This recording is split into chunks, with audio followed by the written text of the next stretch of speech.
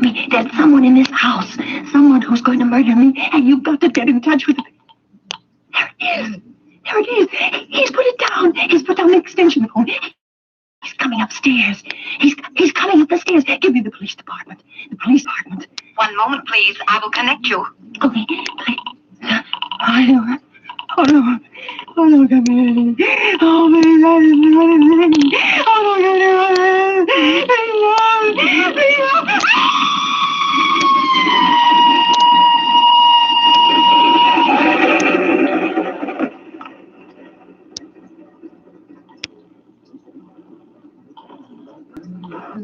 Police Department,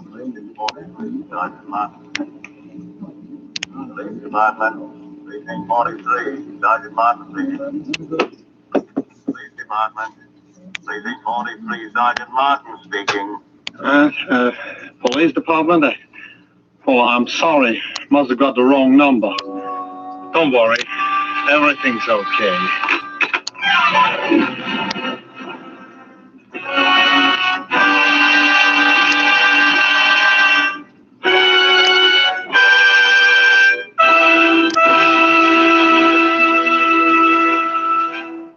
And so closes Sorry, Wrong Number, starring Agnes Moorehead.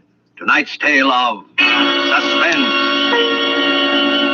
Before we tell you about next week's stars and story, Roma Wine, sponsor of these weekly suspense dramas, asks you to consider this.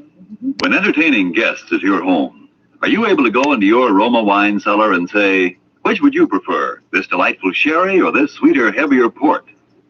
Whichever of these or any others of the many equally fine Roma California wines you offered your guests, they would find you had poured a world of satisfaction into their glasses. What about doing grapes and If you were not one of the millions already enjoying these good Roma wines, don't put off this great treat another day.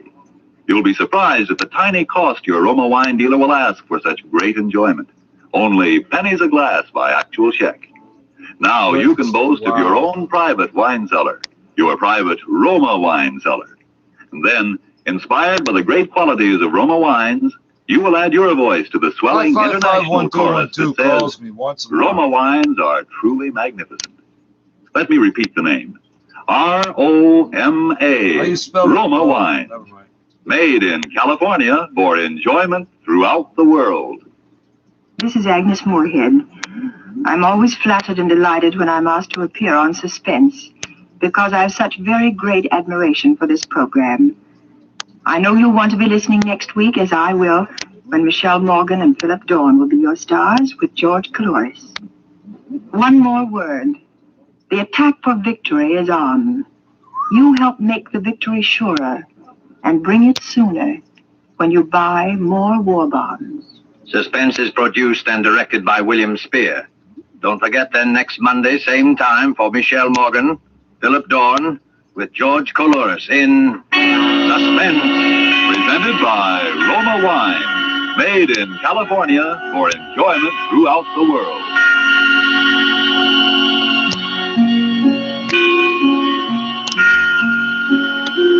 This is CBS, the Columbia Broadcasting System.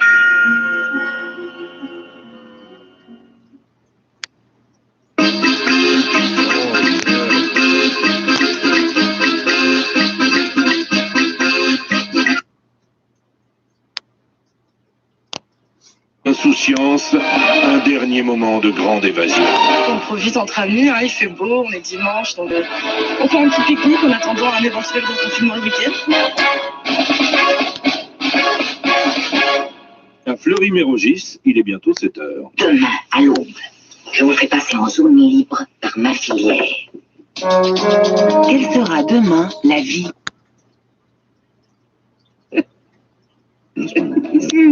Coming up in the next hour, we're going to be talking about the COVAX program, the COVID vaccination sharing program, rolling out in West Africa, in Ghana, in Côte d'Ivoire. Just 20% of the population. 跳水吗？你知道怎么跳水吗？ Do you know how to dive? 你知道怎么跳水吗？知道啊。Keywords reminder. Swimming pool.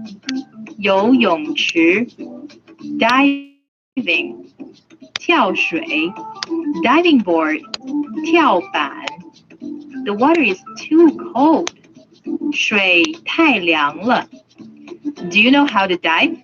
你知道怎么跳水吗 And that wraps up today's lesson. Now it comes to our question of the day. How do you say, do you know how to dive in Chinese? 明天见。明天见。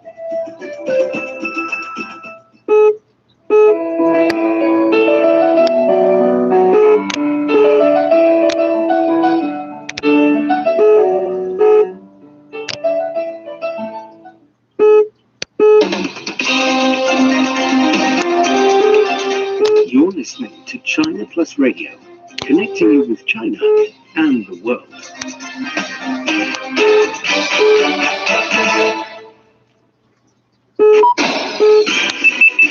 Now the news. I'm Sui. The 13th National Committee of the Chinese People's Political Consultative Conference will hold its 4th session on Thursday in Beijing. Political advisors will hear and deliberate a report on the work of the Standing Committee of the CPPCC National Committee, as well as a report on how the proposals from political advisors have been handled. The advisors will also sit in on the 4th session of the 13th National People's Congress, hearing and discussing reports, including a government work report and a draft on the 14th five-year plan. Official data shows that China's value-added industrial output hit over 31.3 trillion yuan last year. The Industry and Information Technology Minister says China remains the largest manufacturing country in the world for the 11th consecutive year.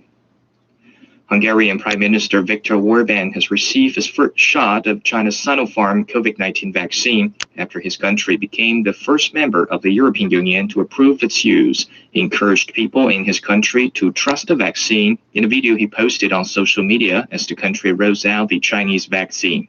Hungary started offering Sinopharm jabs last week after having already began administering Pfizer, Moderna, AstraZeneca, and Sputnik V vaccines. The Philippines has started its COVID-19 vaccination rollout with the Sinovac jab. The director of the Philippine General Hospital was the first to be inoculated. The Philippines received its first shipment of the vaccine on Sunday and has granted an emergency license for its use. More than 15,000 Zimbabwean frontline workers have received the Sinopharm COVID-19 vaccine. The inoculation program started last Monday. Health officials say frontline workers, including healthcare workers, security sector personnel, and journalists, have been vaccinated under phase 1 of the program. At least 49,000 frontline workers will receive 2 inoculation jabs during the current phase.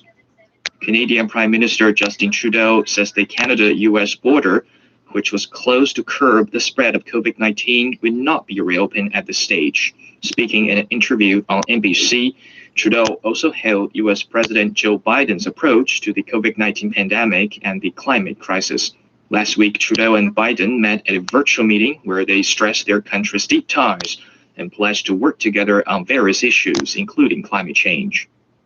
Around 37 million doses of COVID-19 vaccines have been given in the United States so far.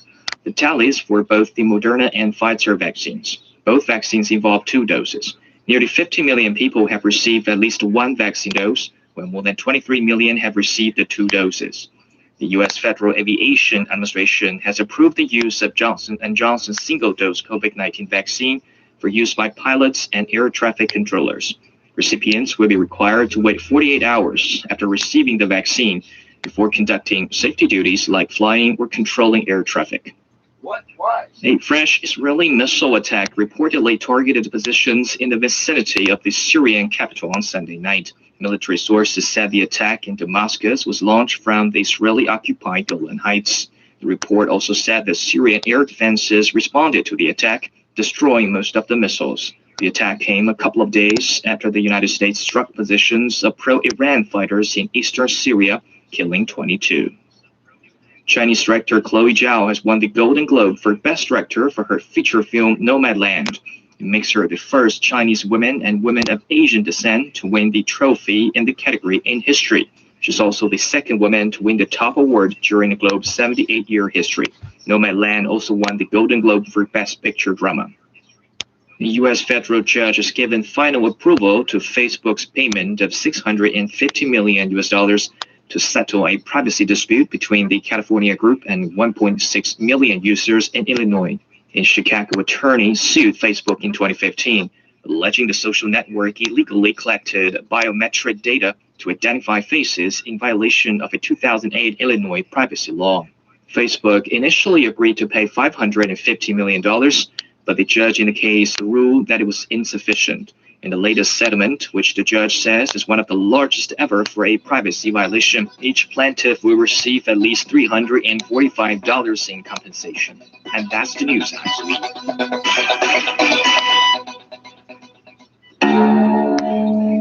Experience the musical WTO, but concerns remain in Washington and other capitals about China's trade policies and how well equipped the agency is to deal with them. South Australia has become the first state in the country to ban single-use plastic straws and cutlery. Businesses that break the new rule will face heavy fines. Conservationists say this will reduce the flow of plastic waste into the oceans, saving the lives of marine creatures. The road movie Nomadland, about marginalised Americans living in vans, has won the Best Drama Award at the Golden Globes. The late act. People doing that in like Comme personne n'en avait connu, jamais une aventure n'avait été. So that's when the bad things happen. So, I mean, you can come up with some answers for us. Well, it's a new one on me, Joe, this milk bet. I've heard of a couple of thieves who went for it, but I can't name you a juvenile offhand. I'll pass the word around the day watch, see what they can come up with. I'll leave a note for Hartgrove. He can pass it on the night watch. Well, appreciate anything you can do. No trouble. Been running you ragged on this, huh? It's pretty rough. It's just that we can't seem to be able to come up with anything that adds. Yeah. Oh, excuse me. Yeah. Georgia Street Juvenile, Sergeant Simmons. Yeah. Yeah, they're here. Which one? Okay, hang on. For you, Joe, your office. Thank you. Friday talking. Yeah. Right away. What's the address? Yeah. Oh, I got it. We'll leave right away. Who? Yeah, call him. Thanks. Well, come on, let's go. The milk bottle kitty hit again. The call had come from Lieutenant Ginder in burglary. He told us that he'd just gotten a call from a storekeeper named Monty Darabertis. The man had called to report a burglary at his store at the corner of Jackson and Broadway Streets. Lieutenant Ginder told us that the crime lab had been notified and had dispatched a crew to investigate the premises for physical evidence. Frank and I left Georgia Street Juvenile. We drove over to Figueroa, and then we turned over onto Broadway. The store that had been broken into was a small Italian delicatessen on the southeast corner. By the time we got there, the crime lab crew had already arrived and was winding up their investigation. We walked into the place and we met with Ray Tinker. Hi, Joe. Frank. Ray? Hi, Ray. How's it going? Usual thing. Bottle of milk on the counter. You want to check it over? Yeah. Come on back here. The thief made his entrance back here at the rear of the store. There it is. Broke out the window pane. Yeah, not very big, huh? It measures 9.5 by 12 3/4. No alarm on the window, huh? Yeah, you can see the wires here. Take a look. Oh, yeah. How come the alarm didn't go off? I talked to the owner. He said he's had trouble with the alarm system the last couple of weeks. Called the company and asked them to fix it. He thought it was okay. Guess there's something wrong someplace. Didn't work last night. What kind of alarm was it, Ray? Outside on the building, you know the kind. Yeah. What did he take this time, Ray? Usual run of stuff. According to the owner, there are about 4 cartons of cigarettes missing, several boxes of candy. He can't be absolutely sure. So he's got to check his stock. Be better if you talk to him on that. Yeah, we will. We'll catch him later. Want to wait a minute? I'll check and see how the boys are doing on the print. Have them check the counter and the milk bottle. Fine, thanks, Ray. Be right back. Right. I wonder when we're going to blow the whistle on this guy. I don't know. Can't do it fast enough for me. I'm with you. Hey, Joe. Look at this. Yeah, I'd like to get a couple of those before we leave. What are you talking about? Salami, Joe. Those right there, the hard Italian kind. See, right there. Yeah. I remember last summer I was up in San Francisco. Yeah, I remember. Went up there to pick up a prisoner. Remember you were collecting days off? Yeah, I recall. I had 100 of them coming. Yeah, pretty funny. Anyway, I met Dan Shelley up there. You mean the Irish tenor? Yeah, he and I went down to Cookie's bar for lunch. Cookie had some of this salami. Sliced it like paper. You could almost read through it. Oh, that's the way it's supposed to be. I know, Joe. Anyway, Cookie sliced up a bunch of it, served it with cold cracked crab. Boy, I never tasted anything so good in my life. Don't you ever read the newspaper through sliced salami? Yeah? Oh, I never have. Have you? All the time. Just the funnies. Well, anyway, Faye's tried to find them for me. Salami like this. Brought home all kind of things, but she's never found the right kind. You know, they'd be hard enough to pound tax with them. She got them home. Go ahead. Never forget old Cookie and that spread. Well,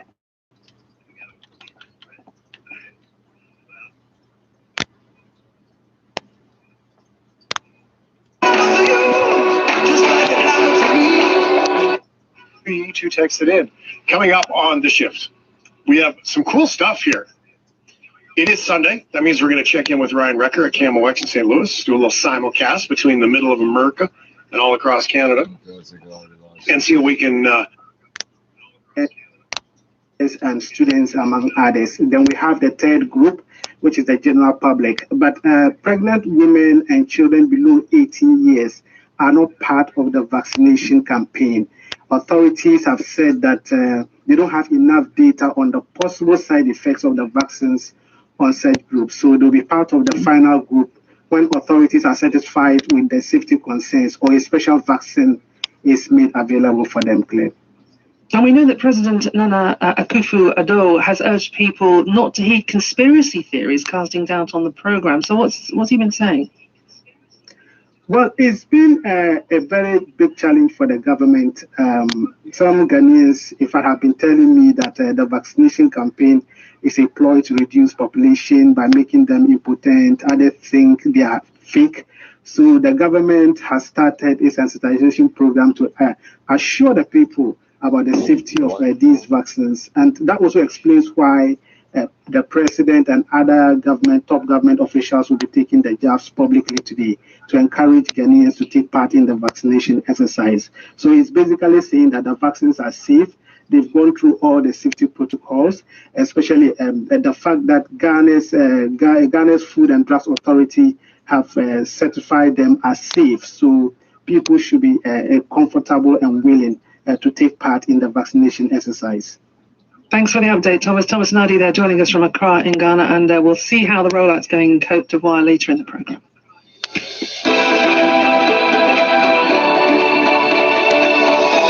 Back to Myanmar now, where it's been reported that the detained civilian leader Aung San Suu Kyi is appearing in court for a second time via a video link.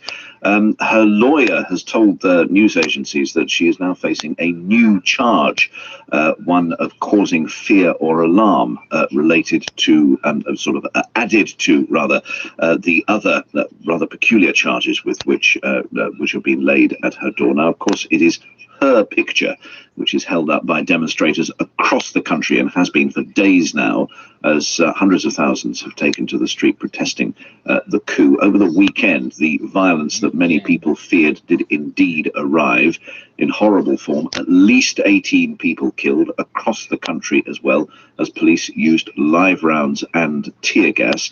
Phil Robertson is the Deputy Asia Director of the rights group Human Rights Watch and joins us now. Phil, you're across what's happening and what you're hearing from on the ground. What are you hearing in terms of the numbers, but also the spread and the type of violence which is being meted out?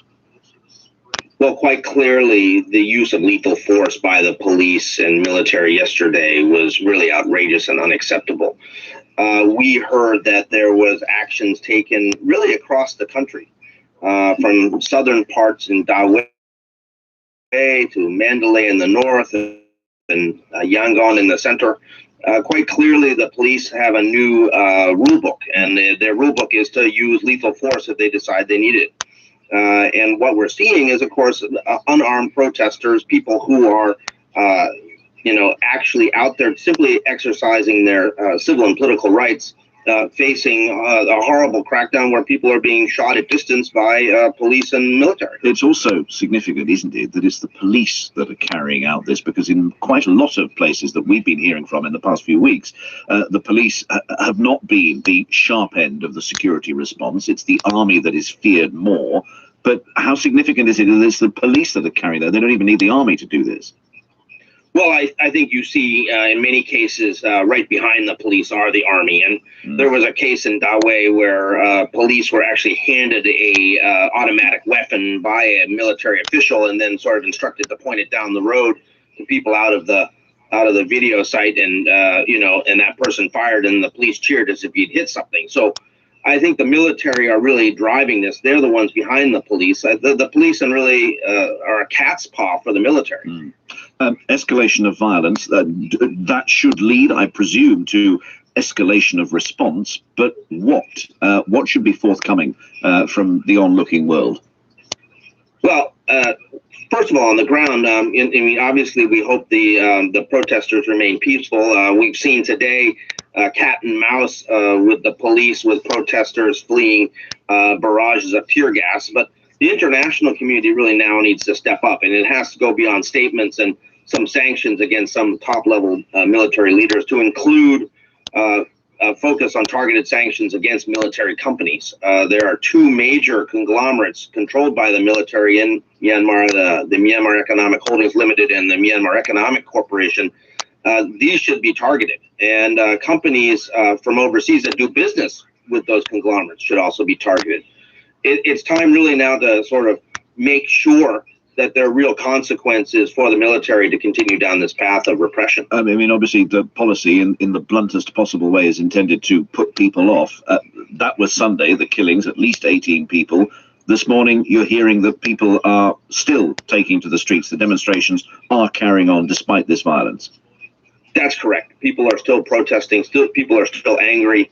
There hasn't been any real slowdown. I mean, we're not seeing massive numbers like we saw on Saturday and Sunday, but it is certainly the first month anniversary of the coup. So this is significant, and people, I think, are also signaling clearly to the police and military that they're not going to be pushed off the streets by these kind of thuggish tactics. Phil, many thanks indeed. Phil Robertson of the Asia Department. He's Deputy Director there for Human Rights Watch. Newsday BBC World Service. Lawrence and Claire with you today. Let's get some sports headlines now. Here's Alistair. And the two most talked about African Champions League fixtures over the last few weeks have schedule. We're certainly seeing increases in the number of people requiring admission for alcohol withdrawal. And these are people coming from across the socioeconomic spectrum. Mental health and addictions expert Peter Butt says increased access to alcohol combined with social isolation and anxiety is leading to unintended consequences. People that were perhaps episodic drinkers have become daily drinkers if every day is a Friday or a Saturday. And then it gets to a level where it can shift to the point that they're drinking to avoid withdrawal. And you don't have to look far to see how accessible alcohol has become. In Alberta, Willow Park Wine and Spirits says when the pandemic hit, it shifted primarily to e-commerce and delivery. We went from having 5 deliveries a day in Alberta to 200. But experts worry the hangover from the alcohol boom could linger long after the pandemic has ended. Caitlin Wilson, Global News, Regina. I mean, I think everybody's drinking a little bit more. You know, it would be a tough time to quit. And I can only imagine everything with everything that's going on in general. I think I drank less. That people try to get over, right? I mean, there's clearly drugs, but then there's alcohol and cigarettes and all that stuff. This must be an incredibly difficult time. Even people with food addictions that like to, you know, that eat to cope. What an incredibly difficult time. And money is for buying. An organization representing 34 First Nations in Manitoba is calling for an inquiry into how the federal government reviews major infrastructure projects. As Krista Hesse reports, I used to work with a lady named Christy Hennessy. She lives in Victoria now, if you know her. But that's why I got tangled up on that one. All right, let's make sure we do this appropriate honoring for Krista's work. Krista Hesse reports, the push follows a joint investigation with Global News that took a deep dive into unsafe drinking water and how outdated policies have forced many First Nations to cope on their own. The Southern Chiefs organization says federal officials often force First Nations to work with substandard firms in order to save money, especially on key water projects. Now the group representing Anishinaabe and Dakota First Nations in Manitoba wants an inquiry. They're getting away with this because when they screw up on their projects, there's no consequences for that. The government isn't penalizing. This comes after a joint investigation by Global News, APTN News, and the Institute for Investigative Journalism. It found a number of examples of First Nations who said the government forced them to select the lowest bidding contractor for their water projects. As a result, many said they were forced to deal with shoddy work, delays, cost overruns, and racism. It sure isn't in the interest of the taxpayer. It's not in the interest of the First Nation. And if it's going to continue, then, you just be prepared to realize that we're going to be wasting money here. The chiefs also say that navigating through federal bureaucracy can be a nightmare. The fact is that until First Nations are in control of their own futures, as it relates to planning around water and just infrastructure overall, whether it's housing, school systems, recreational facilities, you're not going to get a return on investment that you should. All infrastructure. The Southern Chiefs organization proposed its own regional water authority, but says federal officials have not offered them much support. We don't even have the funding in the bank yet. We have on paper, we are committed to working with you. That's what we have. That there are project plans. Indigenous Services Minister Mark Miller disputes evidence and testimony uncovered by Global News and its partners about the harm caused by the department's low bid policy. There is a value for money proposition in any procurement process that follows best industry practices, but this isn't about going with the cheap option. It's going with the option that suits the First Nation. At the same time, the minister admits federal policies are rooted in racism and need to be changed, but he doesn't know how long this will take. Krista Hesse, Global News.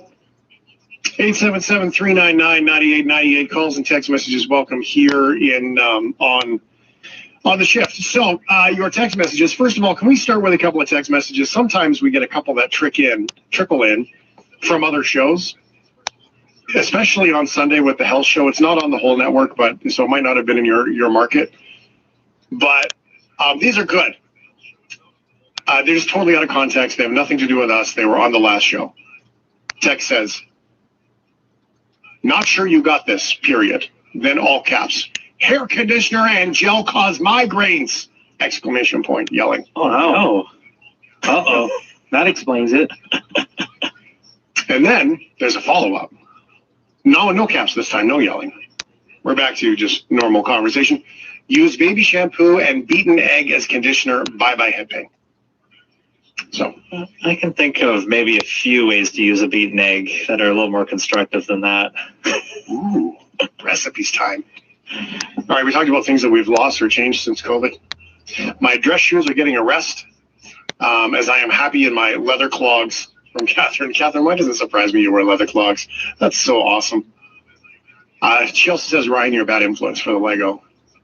You bet I am. Or is it a good influence? Paul says, "Hey, Shane, haven't used my big bottle of hair gel for almost 12 months. Wear my Canucks caps on Zoom meetings. Last haircut was in October. My hair is one big shag rug. My wife is making me get a cut this month for our anniversary. Deodorant hasn't been used much either. Hoping to return to our office soon. My grooming definitely needs more attention." Yeah. I love how your wife is making you get a haircut. My dance shoes, Allie says. That's what she hasn't been using. I'm thinking of moving them away from the doorway. I've got my dance shoes on. This is Blue Man. I don't use my nunchucks very often anymore. My inner ninja is hampered by COVID. Aww. Yeah. Numb. N-U-M-B. I love autocorrect. Being in a pandemic, self-care is important. Getting exercise, a buddy to meet, skate, yoga, all very important, and decrease stress. Love the tip. We're back with Brian Recker on the shift. We're here for the night owls and the really early risers.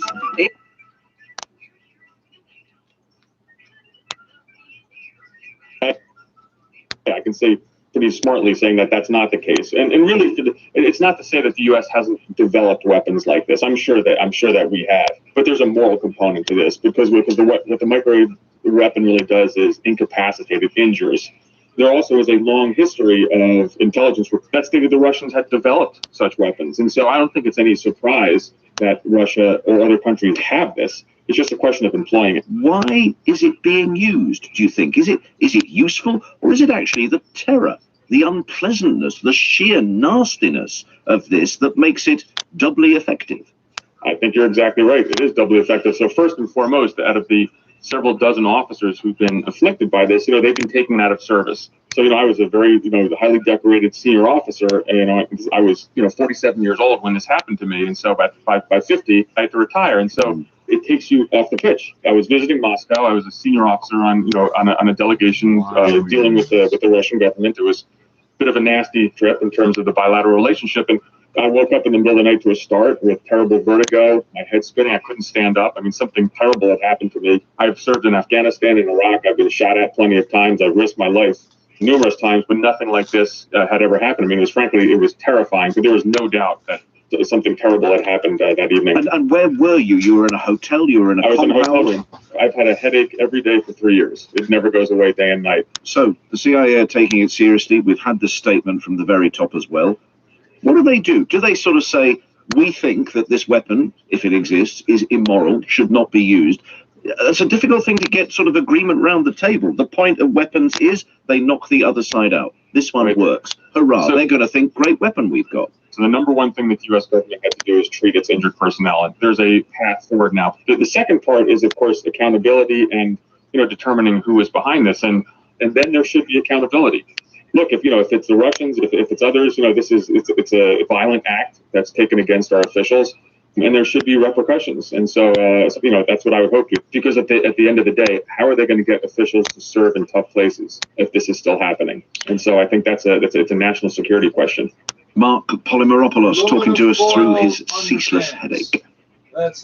Tuesday, BBC World Service. Let's go to Australia now, where a petition which started as a call for better sex education in the country's schools has unearthed widespread allegations of sexual assault and harassment at elite schools in Sydney. It was started by Chanel Contos, a former high school student, and has received more than 3,000 harrowing testimonies of alleged abuse. Our correspondent in Sydney is Phil Mercer. Phil, the petition has uncovered this dangerous level of alleged abuse apparently perpetrated by schoolboys in Australia. What's been said? What's the reaction?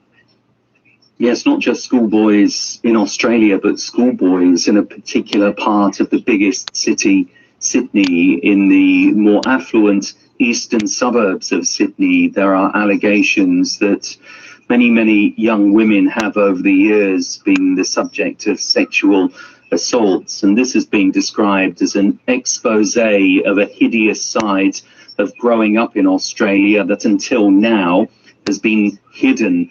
Now, these stories carry the shame and the trauma that many of these victims have felt for many years. Some, Claire, have yet to confide in their close friends or their families. And this petition was started by Chanel Contos, and she says sex education in Australian schools needs to be overhauled. People don't understand what's consent and what's not, and those things are toxic masculinity, slut shaming, victim blaming, things like that. Best thing schools could possibly do at the moment is address locker room talk and, throwaway comments, because I really think that they lay the foundation of the rape culture. And also, Phil, and not only that, there's allegations of rape emerging in Australia's federal parliament too. Yes, a serving cabinet minister has been accused of raping a woman in 1988. We don't know the identity of this cabinet minister. We do know that the woman involved took her own life last year. And the opposition Labour leader is a man called Anthony Albanese. And he says the allegations need to be investigated quickly and responsibly. We need to make sure that these are serious allegations, that they're investigated appropriately, and that these issues aren't politically managed. This now will be very much a dark cloud over the Parliament and over the Cabinet. This is a moment whereby Australians will be looking for, after what's been a very difficult fortnight, common decency to shine through here. Briefly, Phil, does Australia have a problem with sexism?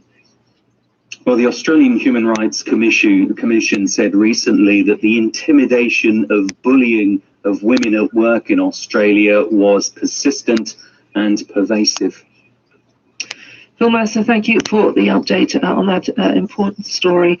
What started off as a survey turned into lots of allegations of serious sexual assault in Sydney. You are listening to Newsday, BBC World Service. This is the BBC World Service with one man's search for his identity. Tony May was only a few days old when he was abandoned by the River Thames in 1942. Who on earth abandoned me? What did you do that for? He has spent his whole life wondering where he came from. He was desperate for answers, and that really struck me. Who knows what you might uncover? You really are stepping into the unknown. It's just heartbreaking. Absolutely heartbreaking. This sort of journey is not without its risks. We had an awful lot of red herrings, we had an awful lot of false leads. But now, thanks to advances in DNA testing, he has discovered more than he ever dreamt possible. What a thing to do, to leave a baby on Victoria Pavement. I'm Claire Bates, and I'll be telling Tony's extraordinary story. Embankment Baby at bbcworldservice.com/documentaries. Hello, welcome. This is Newsday from the BBC World Service with Lawrence Pollard and Claire McDonald. Coming up, our top story, the rollout of the COVAX vaccine sharing scheme. Ivory Coast and Ghana become the two countries in West Africa getting vaccinations today. We'll speak to a doctor there. Also, Donald Trump has made his first public appearance since leaving the White House. And the Israeli startup that wants to print your steak. Yes, you can print steak in 3D. You'll have to stay listen to find out how. BBC News with Danielle Yawowiecka. Protesters are back on the streets of Yangon, Myanmar's largest city, a day after 18 were killed by the security forces. The demonstrators remain defiant in their opposition to last month's military coup. Memorial services are being held for the dead. The detained civilian leader Aung San Suu Kyi has appeared in court via video link in the capital Naypyidaw. Donald Trump has used his first major political speech since his chaotic departure from the White House to reassert control of the Republican Party. In a speech to activists, he repeated his false claim that he was the real winner of November's election and hinted that he may run for president again in 2024. Hundreds of protesters have gathered outside a court in Hong Kong, where 47 pro-democracy activists are due to face charges of conspiracy to commit subversion. The charges relate to an unofficial primary poll last year that aimed to select opposition candidates for a legislative election. Clearly frustrated, the New Zealand Prime Minister Jacinda Ardern has urged people to inform on COVID restriction rule breakers. Ms Ardern said some people involved in the latest outbreak that's pushed the City of Auckland back into lockdown had ignored clear instructions to remain in isolation. South Australia has become the first state in the country to ban single-use plastic straws and cutlery. Businesses that break the new rule will face heavy fines. Conservationists say the measure will reduce the flow of plastic waste into the oceans. The late film star Chadwick Boseman has won the Best Actor award at the Golden Globe ceremony for his performance in Ma Rainey's Black Bottom. The Netflix show The Crown, about the British royal family, won the Best TV Drama Series. The ceremony was largely virtual because of the pandemic, but stars still dressed for the occasion as they appeared on webcams from home. BBC News. Thank you for the latest, Danielle. Hello, this is Newsday with Claire and Lawrence. We're going to be talking COVAX in a moment. We go to Chad as well with a blame game between senior opposition figures and the authorities over a deadly gun battle in the capital. We talk about a meat substitute that is printed out on a 3D printer. And also, we find out more from the author of a new book on the world of the commodities traders. Business is booming for the unknown masters of the universe. Who are they and how do they make their millions? Sorry, billions. All that and the sport.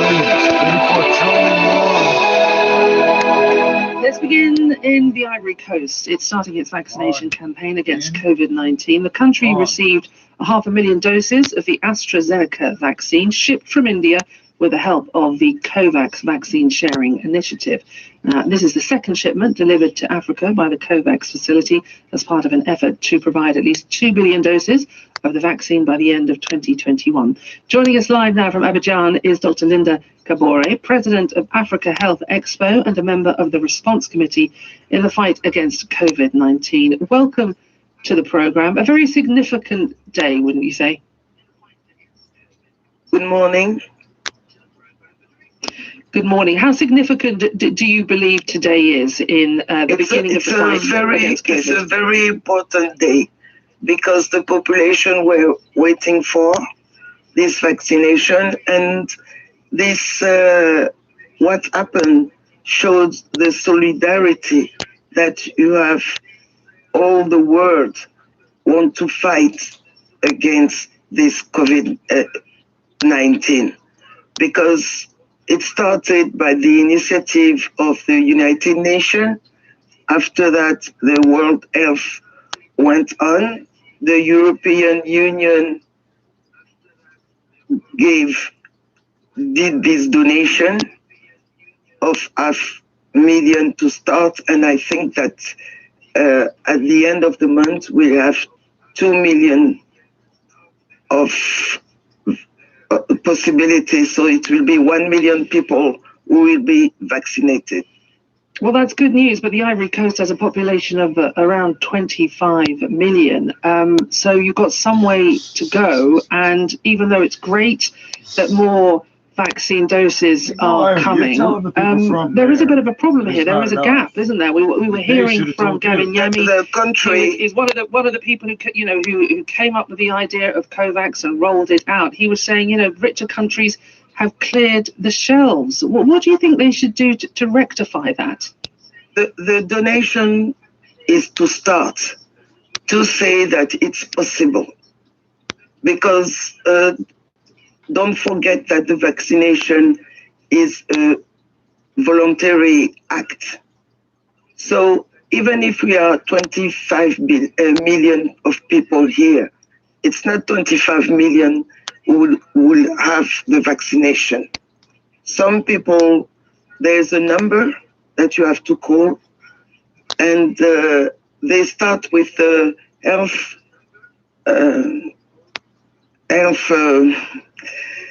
professional of health, defense, teachers, and after that it will be progressive.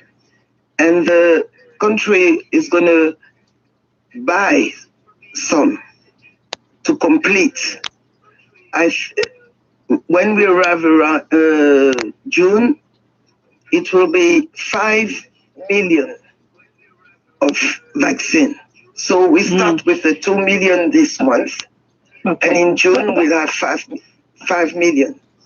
Okay, but if you're constantly reliant on COVAX, it's not, the rollout isn't really going to be as speedy as you need it to be. Again, this Dr. Yami was saying, or maybe what needs to happen is that certain countries need to give up the patent of the virus so other countries can start manufacturing the vaccines that they need. Would that be possible in Côte d'Ivoire? In Côte d'Ivoire, it will be possible. They're trying to study all the proposals. That's what I'm wondering. Because I don't think that in 2 or 3 months we can manufacture them. But it's on the way. It's on the way because there's a lot of proposal. So the door is not closed. Instead of buying, we can manufacture. It's a very good idea. But it can be in 2 months because you have to have all the industry to do it. But in 2 or 3 months, we can't have it. Will take some time to build, but the research is going on. So Listen, thank you so much for your time. We will have to leave it there. And buying it, you are. COVAX rolling out the vaccine in Côte d'Ivoire. That was Dr. Linda Kabore there talking to us from Abidjan.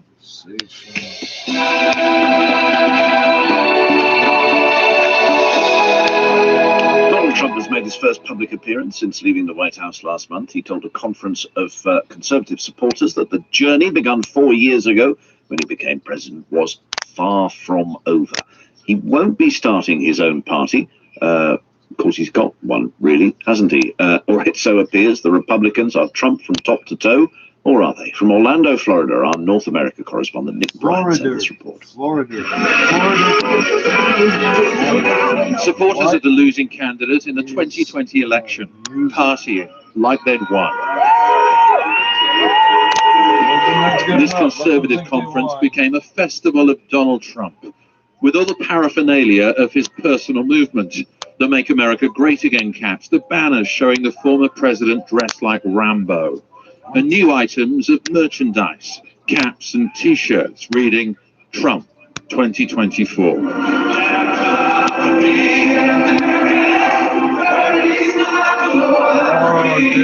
He made his entrance to God Bless the USA, a Reagan. Maybe I do. Now that you say vitamin I don't know. Yeah. Okay. Well, here's one that's come up for me with me and Melanie that I'll ask you. Potato chips. Do you put the whole potato chip in your mouth, or do you crunch, open mouth, bite off the chip for the first bite? Oh, wow, that seems messy to open bite it, because if you were to do that, the crumbs would go all over. I guess it doesn't matter. If you look down at my chest after I'm done eating chips, you just see a bunch of chip crumbs. So you may get the impression that I nibble on the things, but that's accidental. That's funny. Oh, that's why you should never eat chips in bed. Because if you eat chips in bed, you put the whole chip in your mouth. That's the only way to keep the crumbs out. Yeah, other than the Pringles that are meant to be less greasy and messy, what do? Do you actually nibble on it? No, I don't. I'm a mouth-closed chip person. There's nothing that drives me more bananas in this world than open mouths. And I get it. It doesn't bother me if people are chewing and they talk, and it's as long as it's not like food falling out of their mouth. So that stuff doesn't bother me. It's the mouth noises. Maybe there's two things. Yeah. Baby drool and mouth noises. If you're chewing and I can hear the crunch, I lose my mind. And I don't know why, but it drives me crazy. The mouth open chewer person. Oh yeah, no, I got a sound. I hate on commercials when they pour liquids and you can hear the water pouring the liquid into the cup. I hate that. Oh, no way. Oh, that's funny. That sound drives me crazy. Humans are weird. We get all kinds of complaints because we drink coffee on the air all the time. And so Matt, our technical producer, the one thing about Matty is that as soon as you tell Matt not to do something, he'll do it again. And so that's just his nature. And then, these noises and the mouth noises, it's really funny how people just react to it. The lip smacker chewers, the chewers. Yeah. I've excused myself from the table. I have literally walked away and been like, okay, tapping out. I can't do this. I am. By the way, with like chips, what's the best chip if you were to get your favorite and only your favorite? Flavor? You think of flavor? Anything. The kind that you would buy. You only had salt and vinegar for me is hands down dynamite. One of the favorites. I love like a good, just a good plain basic potato chip. That's dynamite. But we have some flavors I don't think that you have there. For example, we have ketchup chips here, and they're amazing. Oh, that's weird. No, I like the salt and vinegar, but just brand name. Do you guys have Munchos there? If you go to a convenience store, it's like a red bag with yellow lettering. No, not that I recall. I don't know if they sell that everywhere. I don't know if that's just like a cheap type of chip, but that's the kind my family always got, and I always look for it now, and it's wonderful. But the salt and vinegar chips, you can't go wrong with those. They're so good. They're so good. Principles of convenience store. I hate that sound so much. Anytime an advertisement plays that sound, I think, you know what? I'm not buying your product. You just lost me. It has the reversed effect. You're telling me that sound is something like that's calming to you? You listen to that, you think, oh, I love it. No, I don't know. It kind of makes me have to pee. Oh. Is that what it sounds like when you go to the bathroom? Man, you must have a lot of volume coming out at any given time. Wow. Yeah, don't judge people by the noise of their stream. Oh, God. That's why men, this is going bathroom humor real quick, but the porcelain hides that sound, which is nice. So you don't have to worry about it if you have anything. I'll just end it there. Never mind. But yeah, going down.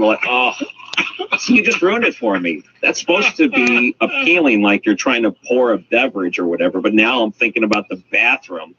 So maybe that is going to turn other people off too. When they listen to the next time that's in a commercial, they're going to say, "Oh, that's the sound of someone going to the bathroom."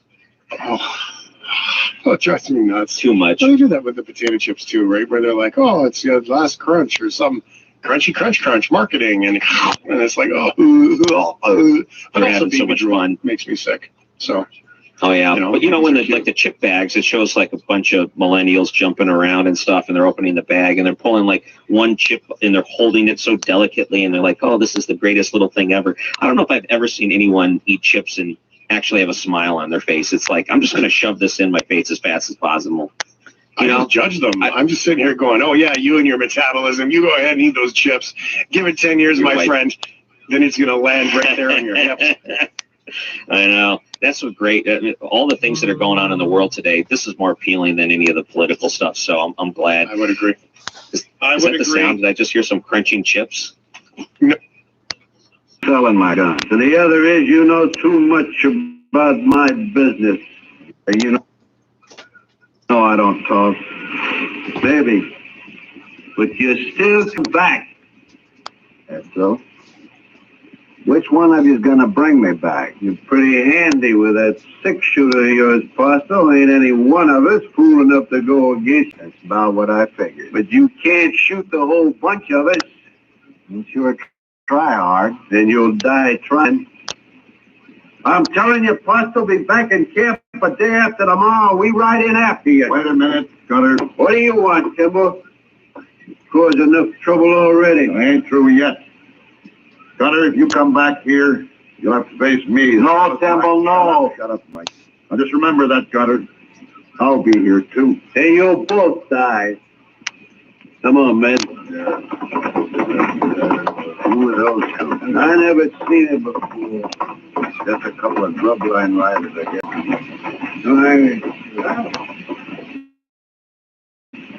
Let's go up to the bar.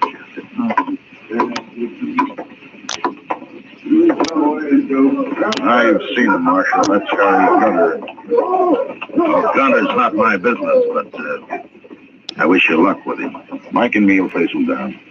I'll face him, Temple, not you. No, I helped get you in this. By heaven, I'll see you through it. It's not your fight, I tell you. It's my fight. I believe any man who wants to make a change deserves all the backing anyone can give him. I'll see you get it. You'll just be killed for nothing.